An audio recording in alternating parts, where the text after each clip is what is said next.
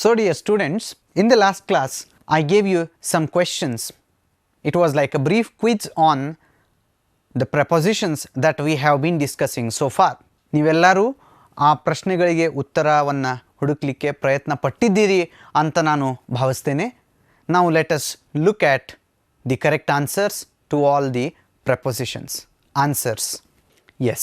So the first question was, we live dash London. ಯಾವುದನ್ನು ಬಳಸಬೇಕು? In or on? Yes, you guessed it right. It is we live in London because London is a big city.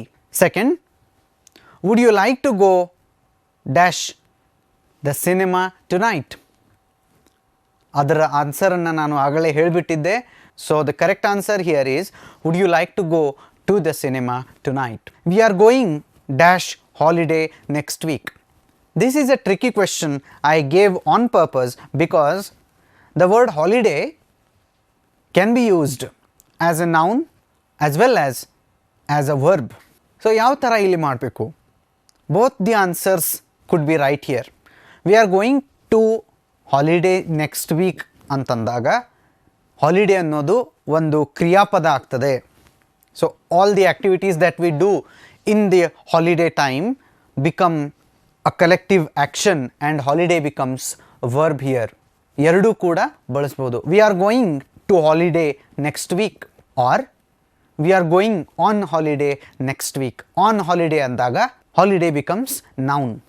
Here in this sentence both could be the right prepositions. Next, there is a bridge dash the river. Across the river because across ಅಂದರೆ ಇಲ್ಲಿಂದ ಅಲ್ಲಿಯವರೆಗೆ ಆಚೆ ನಡುವೆ ಏನೋ ಒಂದು ಹಾಯ್ದು ಹೋಗಿದೆ. In this case it is a river. So you have to go. ರಿವರನ್ನು ಮೇಲ್ಗಡೆ ಬ್ರಿಡ್ಜ್ ಕಟ್ಟುವುದಿಲ್ಲ, ರಿವರನ್ನು ಈ ಕಡೆಯಿಂದ ಆ ಕಡೆಗೆ ಹೋಗಲಿಕ್ಕೆ ಬ್ರಿಡ್ಜ್ ಕಟ್ತಾರೆ.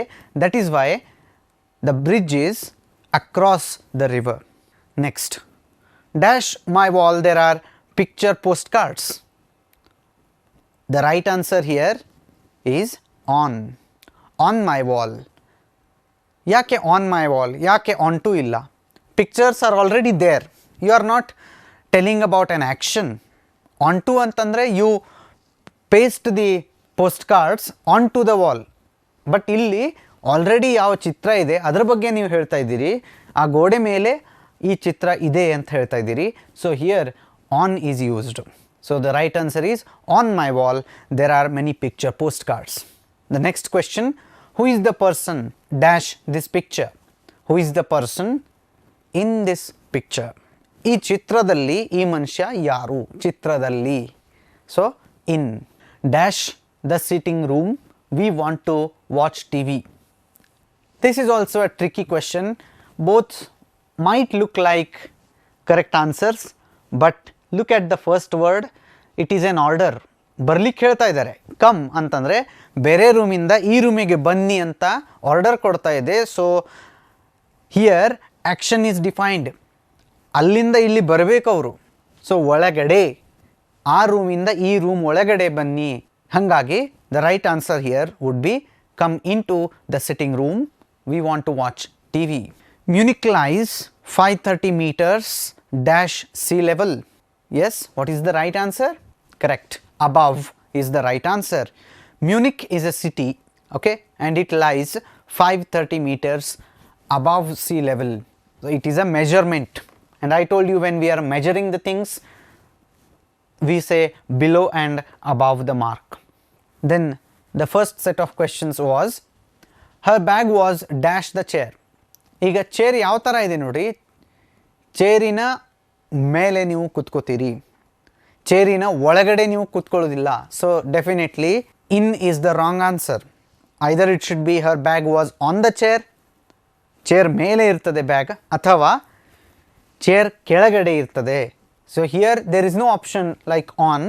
So the correct answer here would be her bag was under the chair.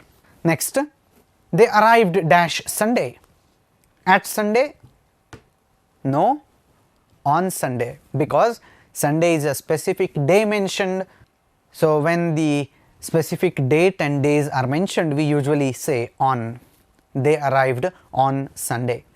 Shortly dash their marriage, they moved to India. Shortly after their marriage, over anlike barudilla. Shortly after their marriage, they moved to India. ಮದುವೆಯ ನಂತರ ಭಾರತಕ್ಕೆ ಬಂದರು.